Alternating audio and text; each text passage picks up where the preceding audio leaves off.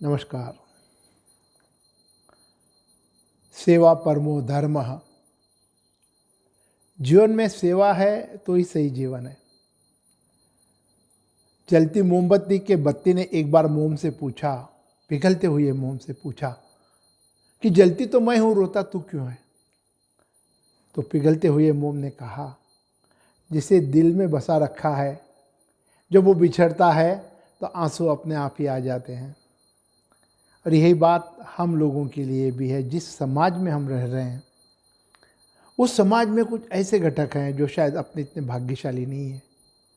उनके लिए भी कुछ करने की एक तमन्ना अपने दिल में होनी चाहिए, क्योंकि गुण नहीं तो रूप व्यर्थ है, नम्रता नहीं तो विद्या व्यर्थ है, सदुपयोग नहीं तो धन व्यर्थ है, होश नहीं तो जोश व्यर्थ है, साहस नहीं तो हथियार व्यर्थ है, भूख नहीं तो भोजन व्यर्थ है, और इस जीवन में सेवा नहीं तो ये जीवन व्यर्थ है। पशु पक्षी और मनुष्य प्राणी, इसमें फर्क यही है। पशु पक्षी सिर्फ अपने लिए जीते हैं। उनके जीवन का उद्देश्य अन्न, घरंदा, मैथुन, बस ये तीन ही महत्व की चीज़ें हैं। मनुष्य प्राणी एक ऐसा प्राणी है जो दूसरे प्राणियों के लिए, दूसरे मनुष्यों के लिए जी सकता है, और जो दूसरों के लिए नहीं जीता वो मनुष्य कहलाने के लायक ही नहीं है। 10,000 करोड़ का मालिक, रेमंड शोरूम का मालिक विजयपत सिंघानिया, उसको उसके बेटे गौतम सिंघानिया ने प्रॉपर्टी से बेदखल कर दिया। आज 85 साल का बूढ़ा और उसकी पत्नी किराए घर में रहते हैं। उत्तर प्रदेश के एक कलेक्टर ने वर्कलोड से परेशान होकर आत्महत्या कर ली। बम्बई के अंदर एक स्त्री है जिसका बेटा अमेरिका में है, काफ़ी बड़ी पोस्ट पर है। यहाँ माँ भी करोड़पति है, अकेली रहती थी। एक बार दरवाज़ा खुला, खटखटाया, नहीं खुला, तोड़ के अंदर गए, देखा तो उसका कंकाल मिला। कब मरी सो किसी को पता ही नहीं। और इंदौर के भैयू महाराज, एक आध्यात्मिक गुरु, जिन्होंने भी पारिवारिक कलह से अंत में परेशान होकर आत्महत्या कर ली। कहने का तात्पर्य, इस जीवन में ना तो पैसा काम आता है, ना पद काम आता है, ना और कोई चीज़ काम आती है। अंत में काम आता है तो किसी का मिला हुआ आशीर्वाद, वही हमारे जीवन में काम आता है। ये आशीर्वाद ही बड़ी बात है। संस्कृत का एक सुभाषित है जो कहता है, धनादि भूमो पशावश्च गोष्ठे भार्या गृह द्वारे जन श्मशाने देह चित्तायाम परलोक मार्गे कर्मानुगो गच्छति जीव एक। पहले बैंक नहीं थी, पैसा ज़मीन में गाड़ के रखते थे छुपा के। तो ज़मीन में गाड़ा हुआ पैसा ज़मीन में रह जाएगा। अपने पशु जो है गोटे तक आके रुक जाएंगे, अपनी प्रिय पत्नी जो है दरवाजे तक आके रुक जाएगी, अपने सगे संबंधी, मित्र, परिवार स्मशान तक आके रुक जाएंगे। ये शरीर जिस पे हमें इतना प्रेम है वो चिता तक आके रुक जाएगा। अंत में अपने साथ में आएगा अपने किए हुए अच्छे कर्म और लोगों का मिला आशीर्वाद। इसलिए सेवा परमो धर्म। हम जीवन में पहले थोड़ा कमाते हैं, फिर सेटल होते हैं, फिर प्रॉपर्टी, गाड़ी, बंगला वगैरह सब करके फिर अंत में हम लोगों को लगता है कि चलो कुछ सेवा भी करें, मानसिक समाधान। क्योंकि मानसिक समाधान अंत में सेवा से ही मिलता है। दलाई लामा से एक बार एक पत्रकार ने पूछा, बुद्धिस्ट धर्मगुरु दलाई लामा से एक पत्रकार ने पूछा कि इस जीवन में सबसे बड़ा धर्म कौन सा है। उन्होंने बहुत अच्छा उत्तर दिया, अपने विचारों पे ध्यान दीजिए क्योंकि वे शब्द बन जाएंगे। अपने शब्दों पे ध्यान दीजिए क्योंकि वो कृति बन जाएगी। अपने कृत्यों पे ध्यान दीजिए क्योंकि वो आदत बन जाएगी। अपने आदतों पे ध्यान दीजिए क्योंकि वही चरित्र बनाएगा। अपने चरित्र पर ध्यान दीजिए क्योंकि वही नसीब बनाएगा। अपना नसीब ही अपना जीवन बनाएगा। और इस जीवन में सबसे बड़ा धर्म यदि कोई है, मानव धर्म, और मानव सेवा ही ईश्वर सेवा है। बुद्धिस्ट धर्मगुरु दलाई लामा ने यह कहा है। सेवा जो हम करते हैं, सामने वाले का फायदा होता है या नहीं पता नहीं है, लेकिन हमारा एक फायदा होता है, हमें एक आत्मिक समाधान मिलता है। ये आत्मिक समाधान किसे कहते हैं? एक समाधान किसे कहते हैं? एक बार अब्राहम लिंकन तांगे से जा रहे थे, बूंदाबांदी हो रही थी। देखा रास्ते में एक कुत्ते का बच्चा एक खड्डे के अंदर गिरा है और धीरे धीरे अंदर पानी जमा होते जा रहा है। अब्राहम लिंकन ने इमीडिएट तांगा रुकवाया, नीचे उतरे, उन्होंने उस कुत्ते के बच्चे को बाहर निकाला, रखा और फिर से तांगे में आके बैठ के चल दिए। तब उनका जो मित्र साथ में बैठा था उसने कहा, तूने आज बहुत अच्छा काम किया, एक कुत्ते की जान बचा ली। तो अब्राहम लिंकन ने कहा, नहीं, मैंने उसकी जान बचाने के लिए कुछ नहीं किया। यदि मैं उसको बचाता नहीं था तो मुझे रात भर नींद नहीं आती थी। बार बार मुझे वही चित्र सामने आता था, कुत्ता भी पानी भरते आया होगा, भर गया होगा, बच्चा डूब गया होगा, मर गया होगा, मुझे रात भर नींद नहीं आती थी। मुझे शांति से नींद आने के लिए मैंने उस बच्चे को बाहर। तो हम जो भी काम करते हैं अपने समाधान के लिए करते हैं, इसमें हमको मानसिक शांति मिलती है। सेवा के मार्ग में जब हम निकलते हैं तो कुछ रोड़े आते हैं, कुछ स्पीड ब्रेकर्स आते हैं। उसमें का सबसे बड़ा स्पीड ब्रेकर जो है वो है स्वार्थ। संस्कृत का एक सुभाषित जो कहता है, पिपीलिकार्जितम धान्यम यक्षिका संचितम मधु लुब्धेन संचितम द्रव्यम समूलम ही विनश्यति। चींटियों ने इकट्ठा किया हुआ धान्य, मधुमक्खियों ने इकट्ठा किया हुआ शहद, स्वार्थी आदमी ने, लालची आदमी ने इकट्ठा किया हुआ धन एक दिन समूल नष्ट हो जाता है, मूल के साथ नष्ट हो जाता है। और जब स्वार्थ जाग जाता है तो आदमी अंधा हो जाता है। एक बादशाह था जिसे कुछ बीमारी हो गई, दुरुस्त नहीं हो रहा था। उसने काजू, उसके जो हकीम था उसने कहा, बादशाह सलामत, एक बात से आप बच सकते हैं। बोले, किससे? किसी बच्चे का पित्ताशय खा लो। अब सवाल यह आया कि पित्ताशय कहाँ से लाए बच्चे का? उसने ढिंडोरा पीटा। एक गरीब माँ बाप थे, उन्होंने लाके एक बच्चे को बेच दिया 10,000 मोहरों में। फिर भी बादशाह को थोड़ा लग रहा था कि शायद मैं गलत तो नहीं कर रहा हूं। उसने काजी को बुलाया, काजी को बुला के पूछा कि क्या मैं इस बच्चे को मार सकता हूँ? इसका पित्ताशय मुझे ज़रूरी ये खाना, ऐसा हकीम कह रहे हैं। काजी ने कहा, बादशाह सलामत, ऐसे हजारों बच्चे आप पर कुर्बान, एक बच्चे की क्या बात कर रहे? बादशाह ने उसको बलि देने का ठहराया, बलि वेदी पर लेकर गए बच्चे को। उसके चेहरे पर कपड़ा डाला गया, जल्लाद ने तलवार उठाई उसकी गर्दन काटने के लिए। बच्चे ने अपना कपड़ा उठा के फेंक दिया और जोर जोर से हंसना शुरू किया। बादशाह को बड़ा आश्चर्य हुआ। उसने बुलाया बच्चे को, बोले, क्यों हंस रहा है? बोले, बादशाह सलामत, इसलिए हंस रहा हूं मैं, माँ बाप अपने बच्चों के लिए अपनी जिंदगी कुर्बान कर देते हैं, लेकिन मेरे माँ बाप ने 10,000 मोहरों के लिए आपको मुझे ला के बेच दिया। ये हकीम इसे क्या समझता है पता नहीं है, सीधा कह दिया किसी बच्चे का पित्ताशय खिला दो। एक काजी, न्यायपालिका का मालिक, आपको खुश करने के लिए, सिर्फ आपको खुश करने के लिए इससे कहा, ऐसे 1000 बच्चे कुर्बान। अब मैं मरने से पहले ऊपर वाले खुदा से पूछ रहा हूँ, और बादशाह सलामत, आप जो प्रजा का मालिक है, रक्षक है, वही भक्षक बन गया। और आज मैं खुदा से पूछ रहा हूँ, इसलिए हंस रहा हूँ, या खुदा, इन दुनिया वालों की दुनियादारी तो देख ली, अब तेरी बारी है, देखना क्या करता है। इसलिए मैं हंसा। बादशाह की आंखें खुल गई, उसने छोड़ दिया। लेकिन कहने का तात्पर्य, जब अपने में स्वार्थ जाग जाता है आदमी अंधा हो जाता है। दूसरा स्पीड ब्रेकर सेवा के भाव में, जब सेवा की पताका लेकर हम निकलते हैं, तब दूसरा एक रोड़ा या स्पीड ब्रेकर है अहंकार।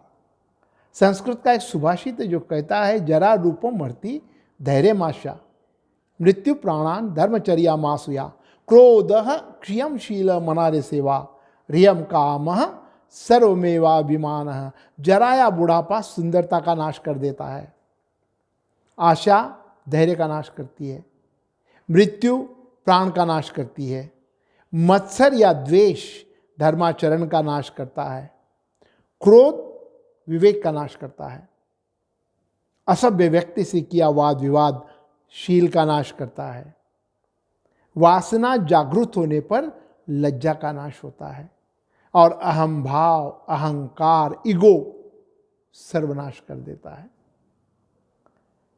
ये ईगो जो है ये बहुत बड़ा रोड़ा है हम सेवा के भाव में। इसलिए किसी शायर ने कहा है कि झुकना सीखो। भगवत गीता में भी कहा है कि जब कभी भी हम किसी को कुछ दें, अपने आंखें नीचे रख कर दो ताकि हमें अहंकार ना आए। उसके आंखों की चमक देखकर, उसके चेहरे की खुशी देखकर हमारे दिल में अहंकार का भाव जाग जाता है। इसलिए देते समय ओम तत्सत बोल के नीचे आंखें डालकर देने वाले के चेहरे को न देखते हुए दे। और किस शायर ने सच कहा है, झुकता वही है जिसमें जान होती है, अकड़ तो मुर्दे की पहचान होती है। तीसरा स्पीड ब्रेकर है एक नफरत का भाव किसी के बारे में। साबिया नाम की एक संत थी, उसने पढ़ा कुरान के अंदर कि किसी से भी नफरत मत करो। और जब उसने कुरान में पढ़ा कि राक्षस को पत्थर से मारो, ये वाक्य उसने काट दिया। उसके सहेली ने देखकर कहा, तूने ये क्या किया, इतने पवित्र कुरान के अंदर तूने काट कर दी। बोले नहीं, मैं किससे भी नफरत नहीं, राक्षस से भी नफरत नहीं कर सकती, जो कुरान में लिखा है। तो ये भाव होना चाहिए हमको। श्रीमद् भगवत गीता में भी कहा है, समः शत्रौ च मित्रे च तथा मानापमानयो शीतोष्ण सुख दुखेषु समः संग विवर्जितः तुल्य निंदा स्तुतिर्मौनी संतुष्टो एन केनचित् अनिकेतः स्थिरमतिः भक्तिमान में प्रियो नरः। जो शत्रु और मित्र में, समः शत्रौ च मित्रे च, मान और अपमान में, सुख और दुख में, गर्मी या शीतल में, सब में संभाव रखता है, वो भक्त मुझे प्रिय है। चौथा स्पीड ब्रेकर है लोभ। जब अपना लोभ जाग जाता है, आदमी को कुछ देने की इच्छा नहीं रहती, उसका मन बार बार बदलते रहता है। ये लोभ कैसा होता है कि एक पंडित था, काशी से पढ़ाई करके आया, शादी हुई। पत्नी ने पहले दिन उससे पूछा, आपकी पढ़ाई पूरी हो गई? बोले हाँ। तो आप बताइए कि पाप का बाप कौन?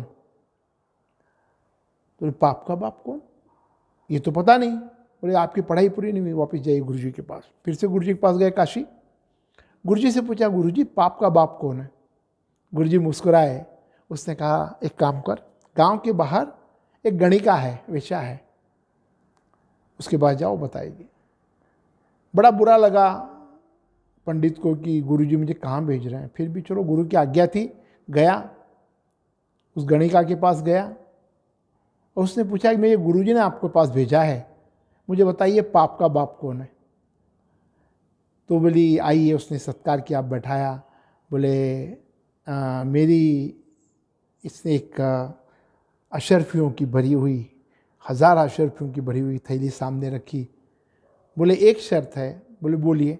ये आपको मेरे से लेना पड़ेगा। उसने देखा 1000 अशर्फियाँ आ रही है, क्यों ना? बोले अरे ठीक है, ले लूँगा। बोले एक और शर्त है। बोले क्या है?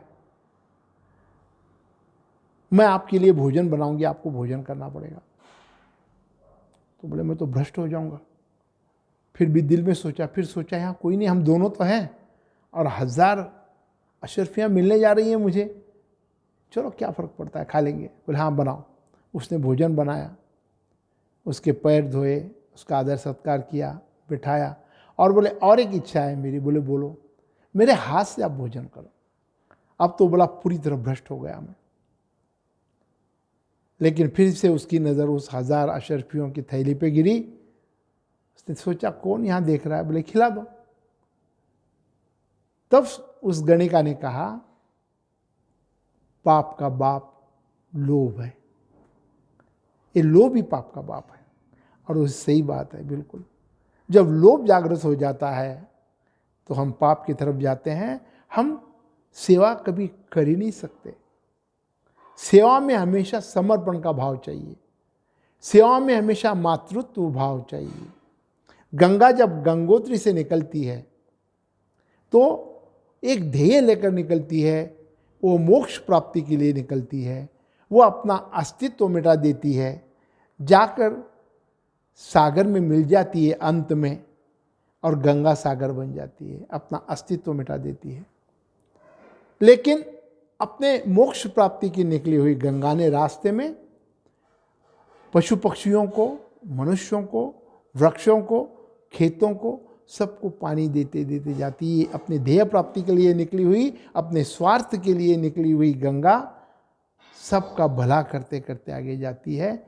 ये समर्पण का भाव सेवा में हमको चाहिए। और खास करके आजकल के युवाओं में जो कि पैसों के रेस में लगी हुई है, उनके जीवन का उद्देश्य ही सिर्फ पैसा है। पैसे के पीछे भाग रहे हैं, करियर के पीछे भाग रहे हैं। उनको ना शादी की ज़रूरत है, लिव इन रिलेशनशिप चल जाता है, ना बच्चों की आवश्यकता है। बच्चे भी होना तो सरोगेसी से बनाते हैं। तो उन बच्चों, इस युवाओं के लिए निश्चित ही अंत में एक दिन ऐसा आता है कि सब पश्चाताप होता है, ये मैं क्या कर रहा हूँ सिर्फ पैसे के पीछे। मेरा पैसा पैसा ही मैंने उद्देश्य बनाया, कभी औरों के लिए सोचा ही नहीं, खुद के लिए ही सोचा। तो पश्चाताप होता है, लेकिन बहुत देर हो चुकी होती है। एक शायर ने बहुत अच्छा लिखा था कि युवाओं के लिए उसने कविता ली, एक शायरी लिखी है कि मैंने हर रोज जमाने को बदलते देखा है, उम्र के साथ जिंदगी को ढंग बदलते देखा है। वो चलते थे तो शेर के चलने का होता था गुमान, उनको भी पांव उठाने के लिए सहारे को तरसते देखा है। जिनके नजरों से चमक, जिसकी नजरों की चमक से थर्राते थे सब लोग, उन्हीं की नजरों को बरसात की तरह रोते देखा है। जिनके हाथों के जरा से इशारे से टूट जाते थे पत्थर, उन्हीं के हाथों को पत्ते की तरह थर थर कांपते देखा है। ये जवानी, ये जिनके होंठों पे, जिनके आवाज से कभी बिजली कड़कने का होता था गुमान, उनके होंठों पर भी जबरन चुप्पी का ताला लगा देखा है। ये जवानी, ये ताकत, ये दौलत, ये शोहरत सब खुदा की इनायत है, उसके रहते हुए भी इंसान को बेजान हुआ देखा है। अपने आज पर इतनाना इतराना मेरे युवा दोस्तों, वक्त की धारा में अच्छे अच्छे को बर्बाद हुआ देखा है। हो सके तो किसी के काम आओ, हो सके तो किसी को खुश करो। जिंदगी में गम देकर आखिर खुद को रोते तो हजारे को देखा है।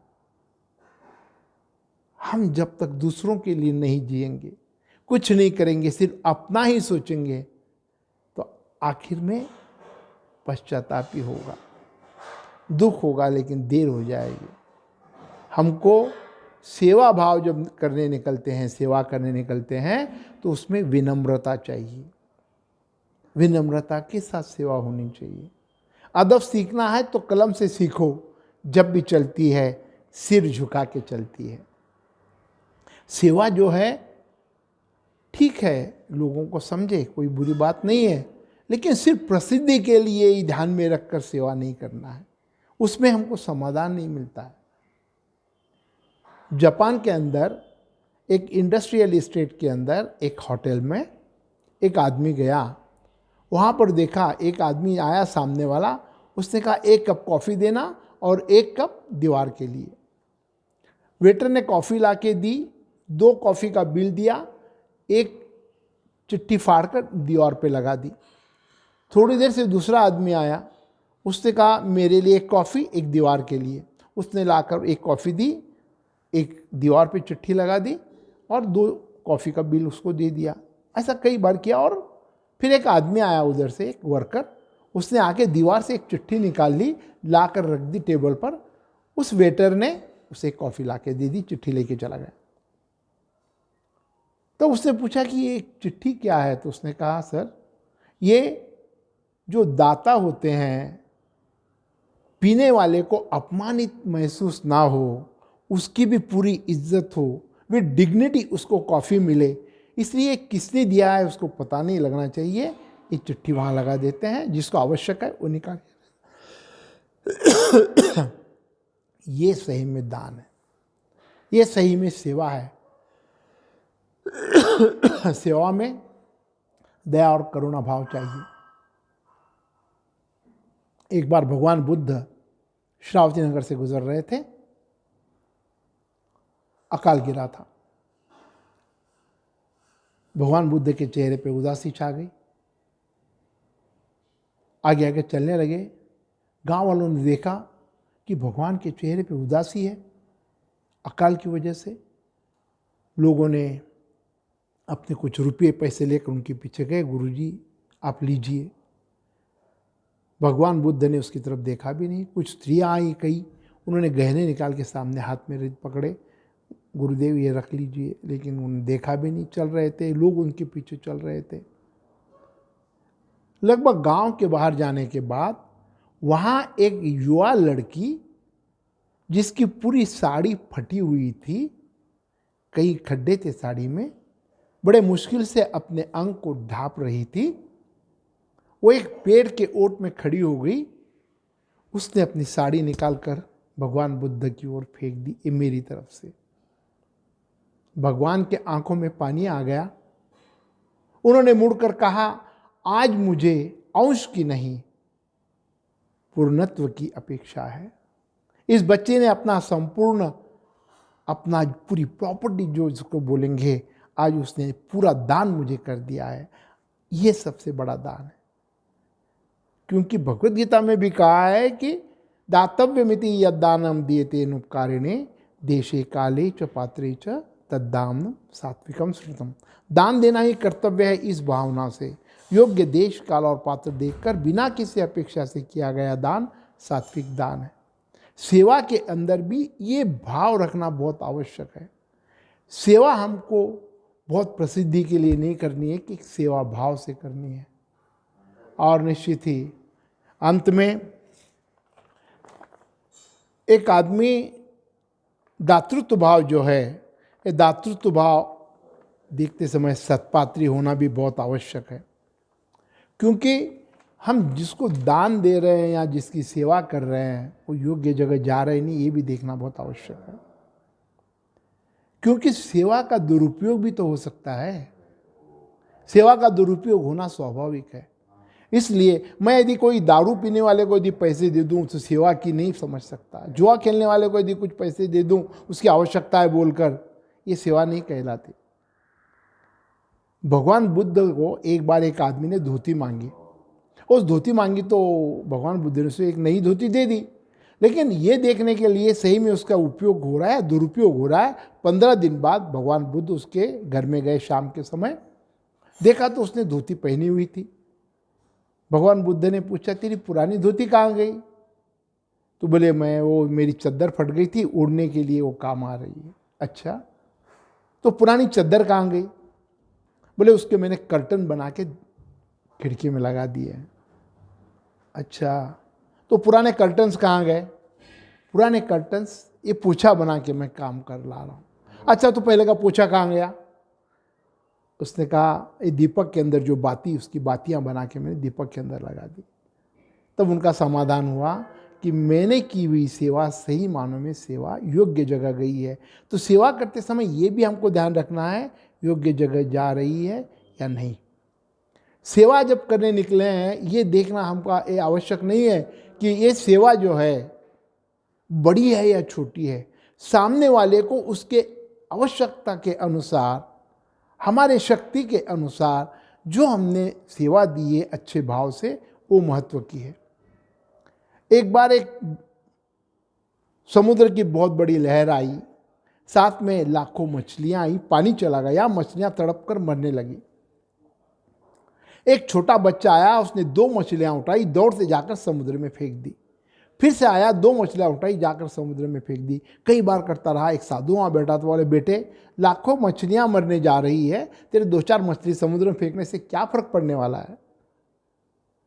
तो उसने अपने हाथों में 2 मछलियाँ पकड़ रखी थी। उसने कहा, बाबा फर्क क्या पड़ता है, इन 2 मछलियों से पूछो जिसकी जान बचने जा रही है।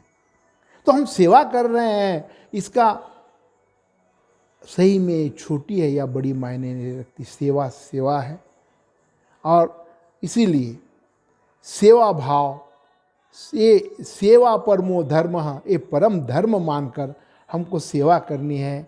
योग्य व्यक्ति को सेवा जानी चाहिए, योग्य जगह सेवा जानी चाहिए। अहंकार नहीं होना चाहिए सेवा से। हमको प्रसिद्धि के लिए सेवा नहीं करनी है। ये सब ध्यान रखकर सेवा, जिससे हमें एक आत्मिक समाधान मिलता है, ये अपने आत्मिक समाधान के लिए हम करते हैं। सामने वाले का फायदा हो या न हो यह मायने नहीं रखता, हम अपने आत्मिक समाधान के लिए करते हैं। That is important. तो हमको सेवा भाव हमेशा के लिए रखना है, और ये सेवा परमो धर्म अपने जीवन का एक अंग बना लेना चाहिए। Thank you.